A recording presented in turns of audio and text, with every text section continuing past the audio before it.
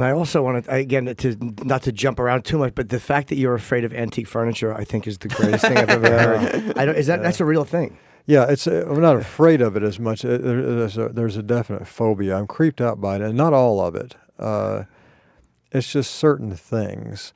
Like, for instance, some of my phobias, I don't understand why everybody doesn't have it. You know what I mean? It's like, those old wheelchairs you'd see back in like the 1920s and stuff? Yeah. Had kind of wicker on them and stuff, Who wouldn't be creeped out by that thing?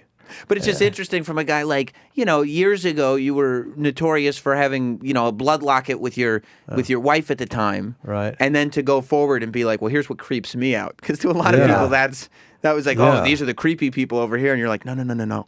I don't like fucking wicker wheelchairs. They don't creep me out. I find them a little odd, but they don't creep me out or make me uncomfortable. Like like a castle, to go in a castle with all the mildew and the moss on the wall, and those big old creepy chairs with the velvet on them and stuff. I couldn't eat around that. Is it about ghosts and people being dead? No, it's like.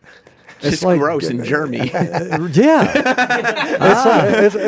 It's like, guys, can you clean off a place for me to eat here? I can't do this. It just creeps me out. Because there's no reason to hold on to furniture for that. Buy some new furniture. Yeah. Because that doesn't have all the shit on it that's been piling up there for years. Yeah. So it has nothing to do with the fact that there have been dead people on there and blah. It's just because it's so old. I mean, let's say I go into a rag shop and I see a really great, I don't know, deep purple shirt. Mm-hmm. You know what I mean? That's from the day. Yeah. And then it's on a rack with a bunch of other dusty old shirts, and I buy it. I go home and I wash the thing up, 3 or 4 times. You do? Right. Yeah, I'm not going to wear that thing. Roger used to wear it, and Roger, no telling. So you don't like germs? Are you a handshaker or you don't like to shake hands? I'll shake hands, but then I immediately use the Purell. Purell, yeah. I understand certain phobias, like heights. I'm afraid of heights, and I get why people would be claustrophobic. But then there's some of the other ones I find are, You're not a germy guy. No, I probably wish I was. I'd wear condoms. Right. I was about to say your personal life would be deeply affected if you were a germy guy. Exactly. No, it's weird because when you sign stuff for guys in the streets, like all the autograph people, Yeah. I have a real problem because I'm a germaphobe in a way, and at the same time I'm codependent. So it's like a really bad deal because just now we came from a TV show, right? Uh-huh. Well, I sign all the ones I can get to. I sign them and everything, and then I get in the car and I wipe my hands down.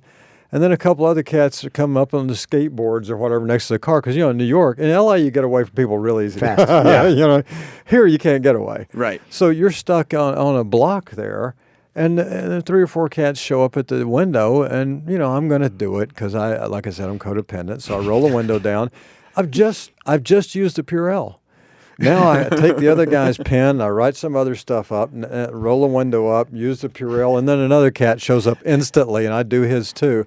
So I have to use a lot of lotion, Yeah, you're destroying all the antibacterial things. Exactly.